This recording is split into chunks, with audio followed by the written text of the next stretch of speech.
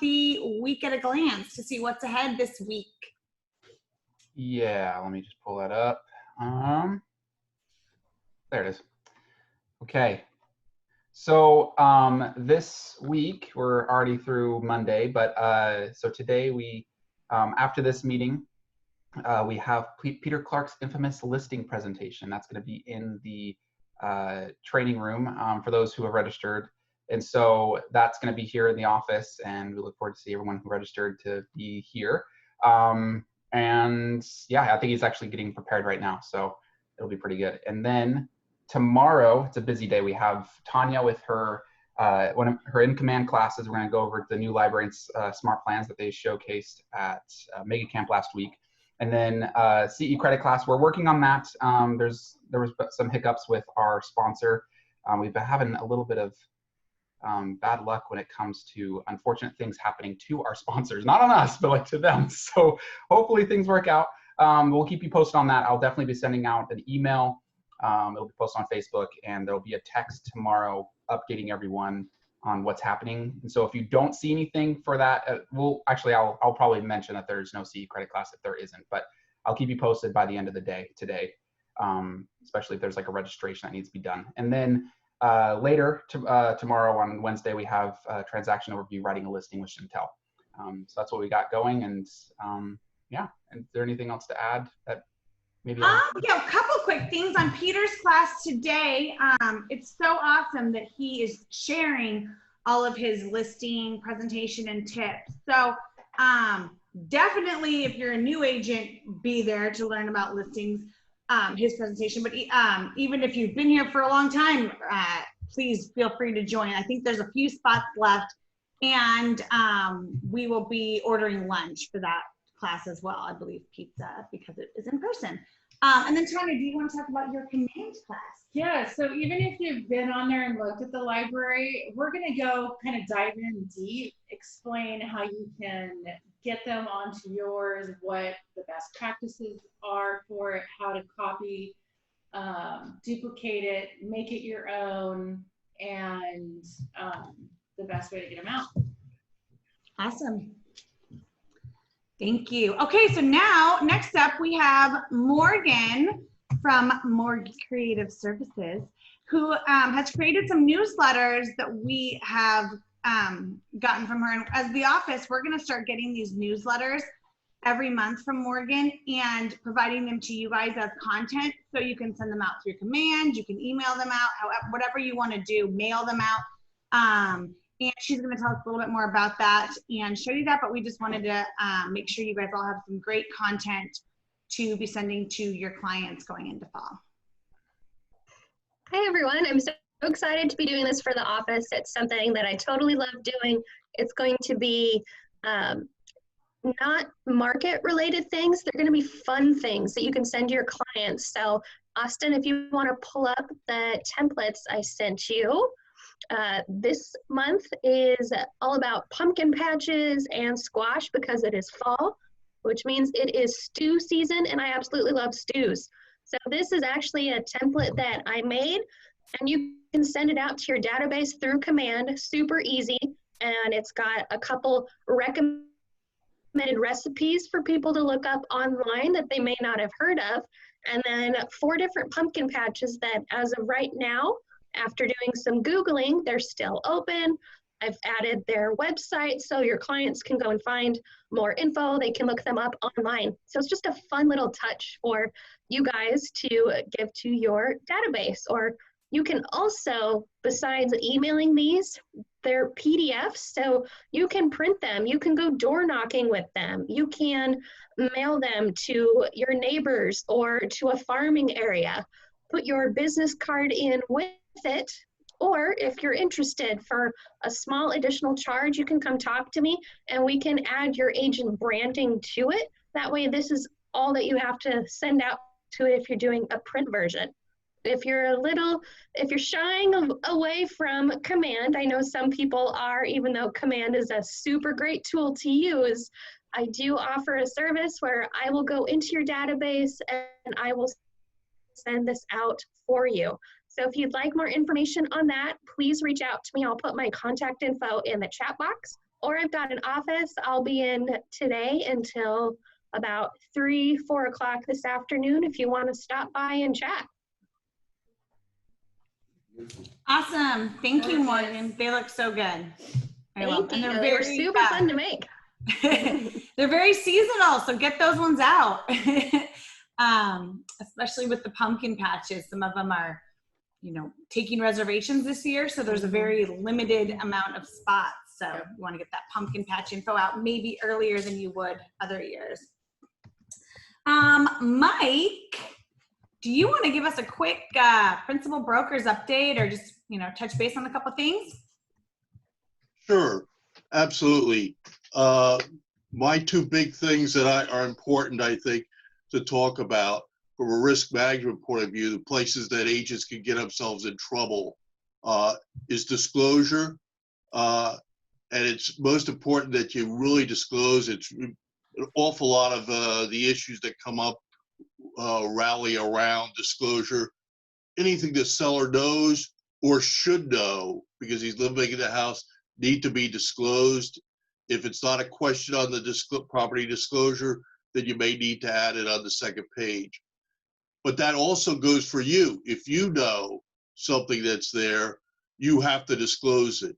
If the agent or the seller says, gee, I don't want you to disclose that, you have to make up your mind. And most likely, if it's something that needs to be disclosed, you may have to walk away from the listing because, you know, buyers just don't want and shouldn't have to, you know, have a problem with something that the seller knows and hasn't been told to them.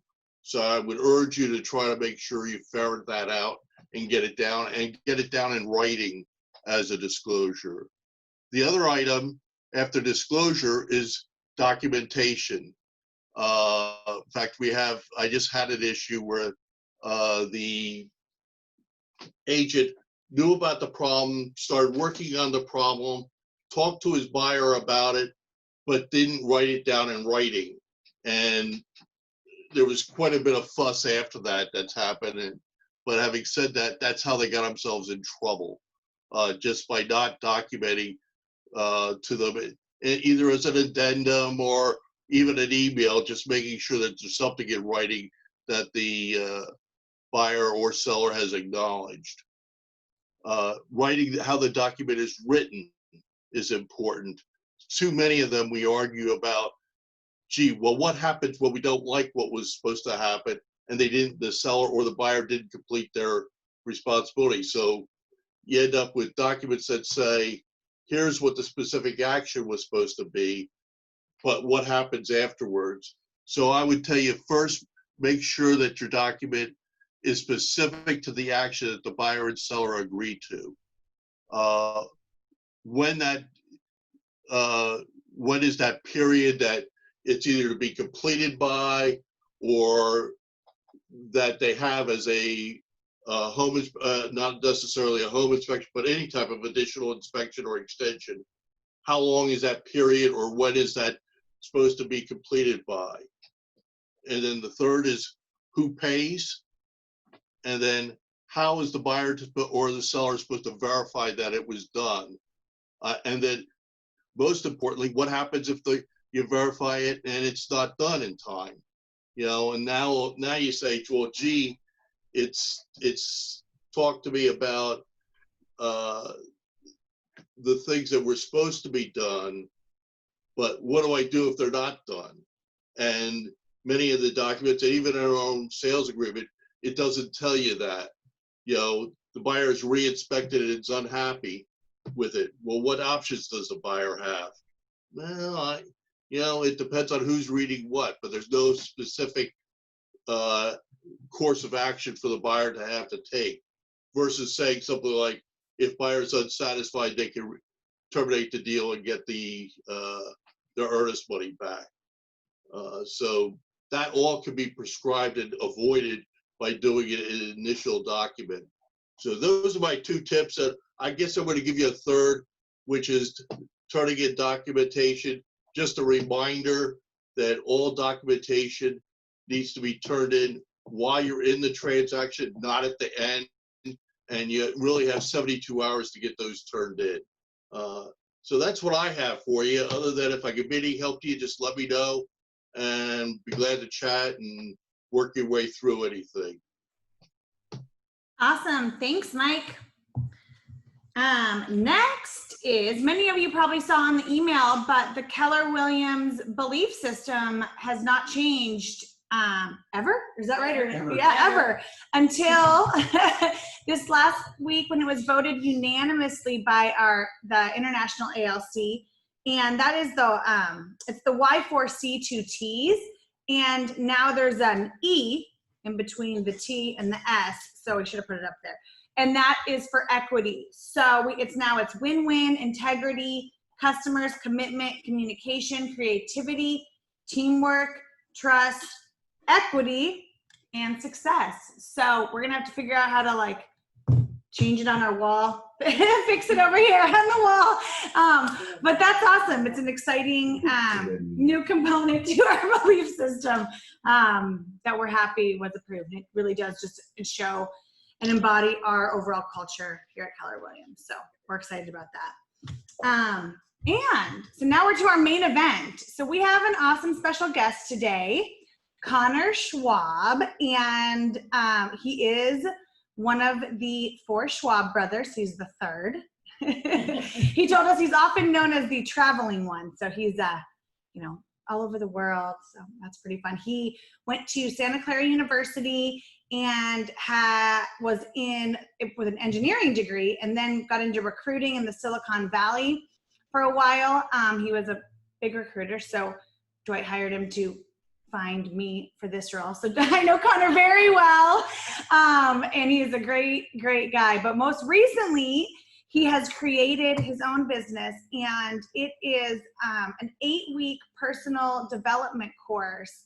And what's it called? Journey Vitae. Am I saying that right, Connor? Vitae. Vitae, Journey Vitae. So within that 8-week course, he teaches a number of classes. And so one of them, is kind of a little bit about who your trusted advisors are around you personally. So we wanted to have him here and kind of just talk to all of us about that. And it's going to be a little bit of interactive and time to like reflect on, do some things yourself. So Connor, take it away and let us know if you need any help with screen sharing or anything.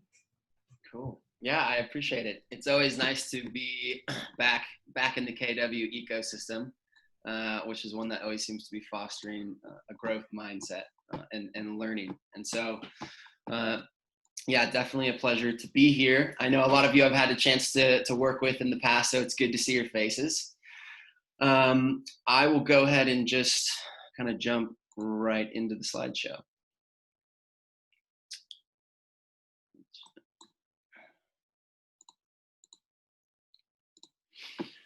So today is, just like Corrine said, it's about one, really kind of taking an assessment and identifying your relationship ecosystem that you have surrounding you. And 2, then kind of hiring your board of advisors or augmenting what you already have. So many of you have probably heard the saying, you're the sum of the 5 people closest to you. And that in a nutshell is what we will be diving in today, because it's undoubtable the effect the people around you have on you. And as time goes on, we all start to embody the characteristics and the attitudes of the people around us. So that's what we'll be exploring today. So what to expect if you want to get the most out of this presentation. My presentations, I tend not to speak. They're typically Socratic. So I'll ask you a question, and then I'll tell you that you have a couple minutes to write down and start to kind of catalog some of these things in your own life. So this is more of a question-based reflective exercise rather than a presentation. So if you want to get the most out of this, I would have a piece of paper or a Word document. I actually use Excel for this type of thing because it's lots of lists. So I would have those ready if you want to get the most out of it. And I'll kind of tell you if the question I'm asking is a rhetorical question that you write about, or if I'm opening it up for input from you guys. So kind of starting off, if we want to figure out in figuring out where we want to go. It's kind of like a sailboat. If we're figuring out where we want to go, we need to know where we are now. So that's kind of the first step. And one of my favorite parts about Keller Williams is it's probably the best goal setting organization on earth. My course, Journey Vitae, is actually based heavily on the one thing. And it's something that we touch on a lot, which is something I was fortunate enough to have my dad introduce me to when I first started in my sales and recruiting job. And it was something that I embodied and was so enthusiastic about that I ended up convincing our SVP to make it the theme for the USA for 2015. So big believer in this, and the aspect of the component of the one thing that we're going to be diving into today is the 7 categories of your life. I think I might have tweaked this a little bit to what works best for me mentally, but it's about the same. So essentially, you guys probably all are familiar with this, but you can break down your life into kind of 7 major categories that you can be checking in with or keeping an assessment on. And the first is physical health, and that goes into everything like diet, exercise, alcohol, drug consumption, injuries, things of that nature. The second is spiritual and mental health. So this could be your religion and spirituality. So prayer, church, meditation, journaling, gratitudes, whether you speak with a therapist, anything like that. The third being your relationships with friends and family. The fourth being your romantic relationship. Fifth would be your professional aspirations. So this is things like seeking a promotion or if you want a better work-life balance. The sixth being financial goals. So this could be kind of, your income paired with any cash flowing investment assets or your spending habits, your savings. And then the seventh being, the fun things, hobbies, passions, philanthropy, what refills your cup. So the first thing I'd like to have, I'll give you guys kind of 7 minutes to dive into. It is 10:19, so we'll go till 10:26. Is what does success look like for you in 2020 in each of those 7 major categories we just discussed? So I'll give you kind of 7 minutes. Some of you, if you've done goal setting, you probably have an idea of this. Maybe COVID totally torpedoed what you had thought of originally. So I guess it's, what does success look like for you in the next 4 months? So like around Christmas time. So I'll just be quiet for a bit and let you guys dive into that. We'll go till 10:26.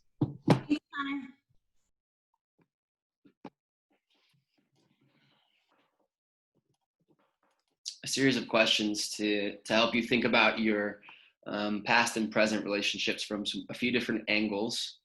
And so I'll give you kind of 2 to 3 minutes per question and just start to write down, start keeping track of these lists and who these people are in your life.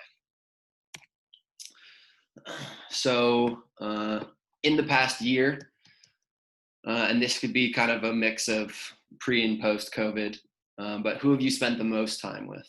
And start with the people that you've spent the most time with and kind of work down from there. And this also could include people that you've, spoken with on the phone or had a meaningful connection with in some other way. But this is more of kind of a quantity of time. And I'll give you 4 minutes to do that. A bit interesting assessing that in a COVID world. It's probably changed dramatically for some in the past year. So, who has been the greatest positive influence in your life? And this is kind of from a macro perspective. And you can just kind of start to rattle them off from the most and just keep going down the list. And I'll give you 4 minutes again for this. Okay, and then let's zoom in a little bit and think more of who's had the greatest positive influence on you in the last 2 years specifically.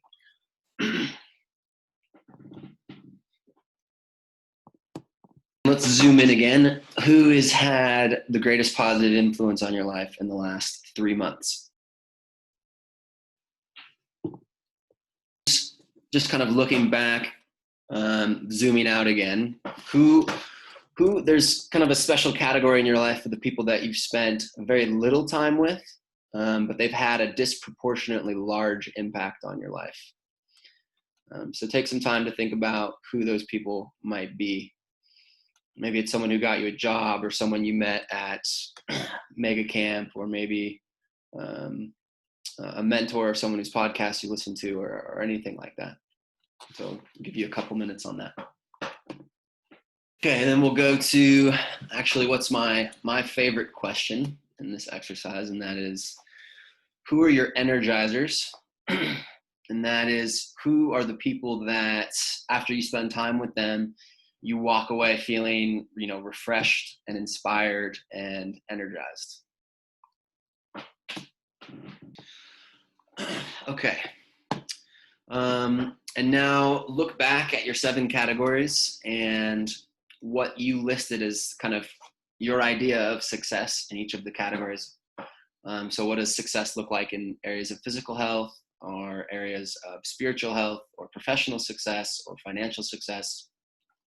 And I want you to try to think of one person in your life who you know or know of that really embodies what success looks like to you.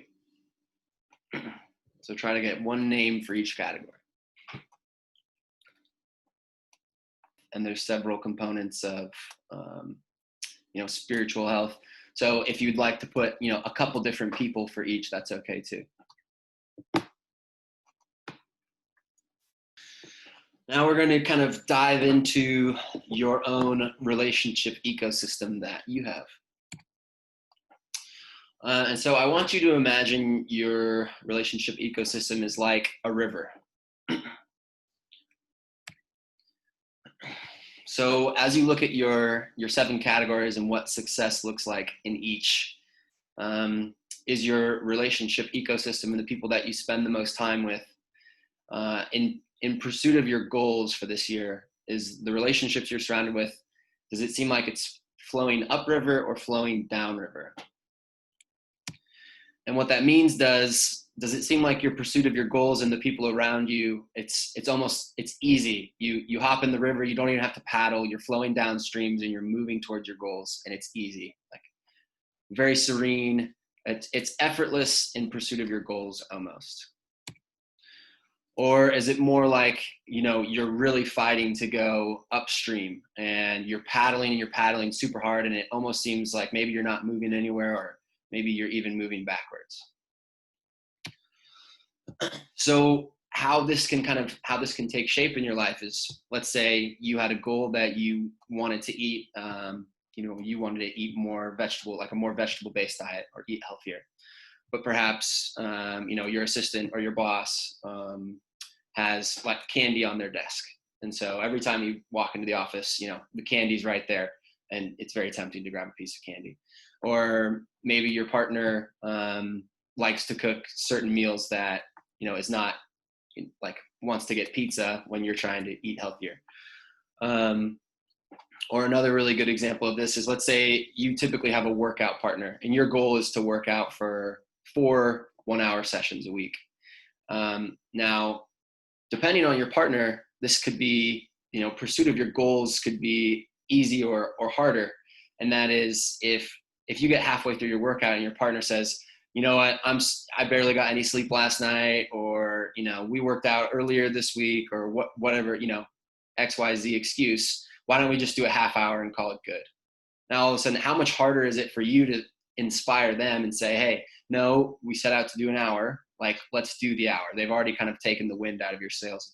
It's very difficult to kind of push through. Versus if your workout partner says, you get to half hour and you're like, man, I'm pretty tired. And they say, hey, we set out to do an hour of this, like, let's keep going. And you're like, okay, yeah, you're right. Let's do this hour workout that we set out to. So that's kind of what I mean is the people that you're surrounding yourself, are they making it easier to achieve your goals, or are they making it harder? Maybe on Fridays you have a friend that you like to hang out with, and maybe one of your goals is to cut back on drinking. And you have a friend and you just went through a really busy week. You had a couple listings fall through or whatever. And, your friend says, hey, like, let's go to happy hour. And you're like, well, I was trying to drink less, but it was a hard week. Okay, let's go to happy hour. Versus what if the friend that you have in your schedule is someone who really likes to, you know, go on a walk or go for a hike or a bike ride or go to yoga or whatever it might be. And then you get to Friday and you had a tough week. Maybe like your instinct would be, oh, maybe let's go to the bar. But then you call them up and you're like, hey, what do you want to do? And they say, all right, let's go for a hike. And you're like, okay, let's do that. Let's go for the hike. And they're making it easier when you have your what you've envisioned as your life design. Who are the people that are making it easier to get where you want to go? So there's two approaches in changing your relationship ecosystem. Obviously, you're probably not going to change your kids or change your partner, or, you know, maybe you're not going to change your assistant or your boss. So a lot of these things, you know, you might not necessarily have a ton of flexibility in changing on a daily basis, but perhaps there's a conversation that you could have with them that would change it. Like maybe you have this friend that you hang out with on Fridays and you say, hey, listen, it's really important for me to like cut back on my drinking and start living an active lifestyle. I'm trying to do this on Fridays. Is that something that you want to do with me? Or maybe, you know, your assistant who's got candy on the desk all the time, you say, hey, like, I'm trying to live healthier. And this is really tempting for me. Every time I walk by your desk, there's a bowl of candy there. Like, can we change that? Can we maybe put this somewhere so it's out of sight, or you can keep it in a drawer in your desk so I don't see it every single time? So what conversations could potentially, that could be easy, that could lead you, that could make those relationships go from an upstream to a downstream? And the second is, who can you bring into your ecosystem? And that's really what today is about, is who is your energizer, or who inspires you, or who is a positive influence, or has something in their life that you want to embody, that you can bring in closer to your life and bring into your ecosystem. And kind of another way to think about this is, who can you not afford to have in your life on a regular basis? Like, who are those people? So I'll give you just 2 minutes to write about that real quick. Who are your energizers, or who are the people you're like, you need them to be in your life on a daily basis? And then we'll open it up for a little bit of discussion to kind of round things off today.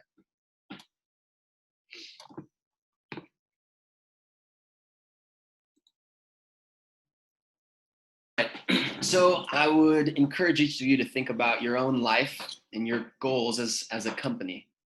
And if you were a company, who would you be appointing to your chief of staff to make sure you're hitting your financial goals, or your health goals, or your spirituality goals, or family and friends relationship goals? So who would you appoint, or who would you hire on to be your chief business officer, or your chief spirituality officer, or your chief health officer? Like, who could be those people in your life? And so I'd actually like to open this up into open this up to the audience, and just hear like what you guys would have to say. Who could some of these people be in your life that you could hire on to your chief of staff?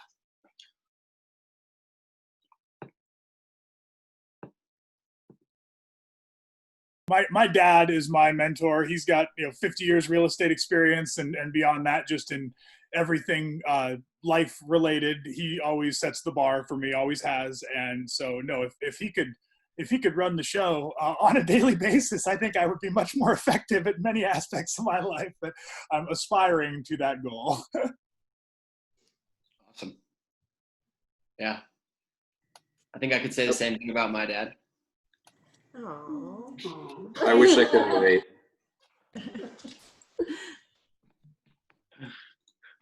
I would say, Connor, for health, I love going to the house for workouts. It's probably the most fun thing I've done in maybe 20 years of working out. And I would think that Mike, who is the owner of the house, who generally sets the workouts, would be a great confidant for the workout side of health and what you can do, what I can do. Absolutely. Perfect. Anyone else?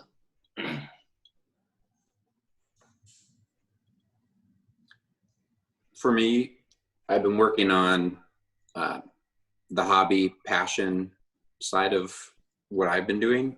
And so Connor actually helped me figure out what that could be over the summer, and got into some activities, and have a couple folks within that group that are always texting me being like, hey, let's go do it this Wednesday or this Saturday. So that's been helpful for me. And that's mountain biking for you, right? It is. That's awesome. And so, like, these are some fantastic examples. And, you know, as you have these relationships, right? And they're in your life. And I guess another question is, how can you upgrade them? Like, for example, with Mike, Dad, with your relationship with Mike at the house, how can you make it so his role as a chief health officer could play a bigger role in your life? So maybe you could have a conversation with him and say, hey, you know, I've been doing these workouts in your class. Is there anything else I could do outside of your class to make more progress towards my goals X, Y, and Z? And maybe it's a stretching workout, or it's a sleeping regimen, or it's a particular type of diet. And for Bob, you know, in speaking with your father, and he's got his things together, the goal here is to look at your 7 categories that you scored and see, hey, maybe which of the categories where I'm not, you know, exactly scoring where I want to be, that are kind of lagging behind. And then you can seek out your chief officer in that area and ask. So maybe, you know, Bob, maybe something about managing family and work goals is something that, you know, you've been trying to find the right balance. You could call your dad and ask him and say, hey, how did you do this? And so opening up the dialogue with those people and actually asking them the questions like, hey, what did you do here? And start to get some inspiration or some ideas for how to bring, you know, maybe it's hovering at a 5 or a 6, and you want it to be at an 8 or a 9 out of 10. So what are the questions that could prompt that? And then, does anyone have any other ideas? Just, this is the last question, but any other ideas of how you could pull people in into your relationship ecosystem, or as one of your chief advisors, like how you could go out and do that, or how you could bring them into your life on a regular basis in more of like a mentorship role? Has anyone done that in their life and had success with it? And what does that look like? Connor, I've done it with people, and it's usually, you know, like in today's terms, it would be, hey, would you mind having coffee with me? I have some questions for you. And in that conversation, I would probably say, do you mind if I call you once in a while to bounce some of my ideas off you? And I've never been rejected, right? Everyone wants to help. If you have the right people. I've never met anyone who doesn't want to help. So you have to pick, the trick is to pick the right people. Yeah, I was going to say that. Just be very intentional about the people that you surround yourself with and that you spend your time with.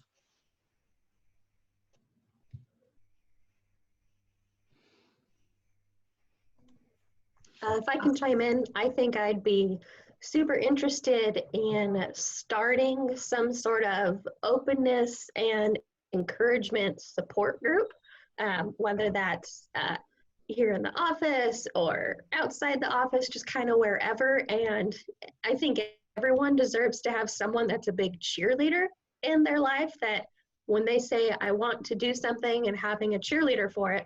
Like, my mom is one of my biggest cheerleaders and always has been.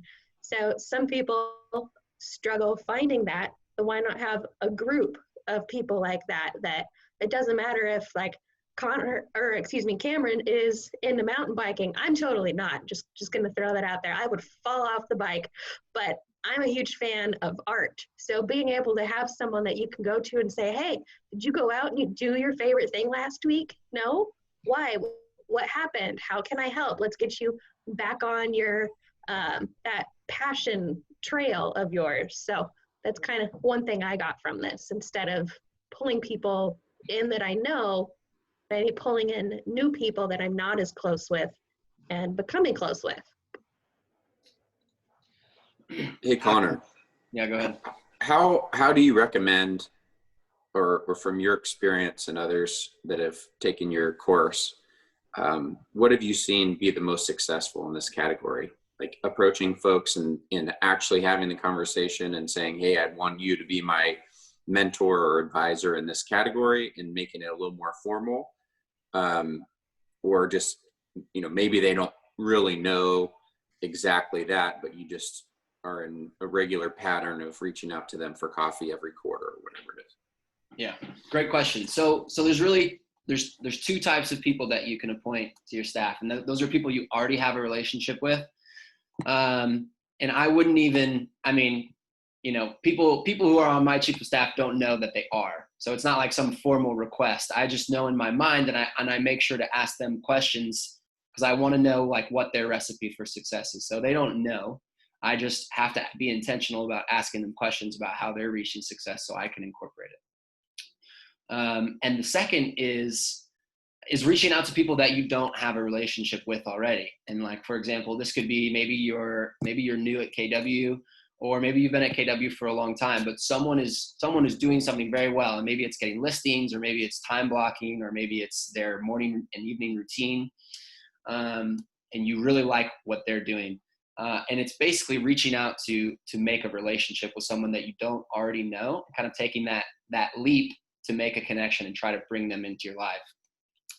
And I want you guys to imagine a scenario from you. How many of you, if someone you didn't know that well, or maybe didn't know at all, even let's just say someone you didn't even know reached out to you on LinkedIn and said, hey, I'm super impressed by, your billings this year and the type of homes that you've been listing and selling. It seems like you've reached a ton of success, and I'm super impressed.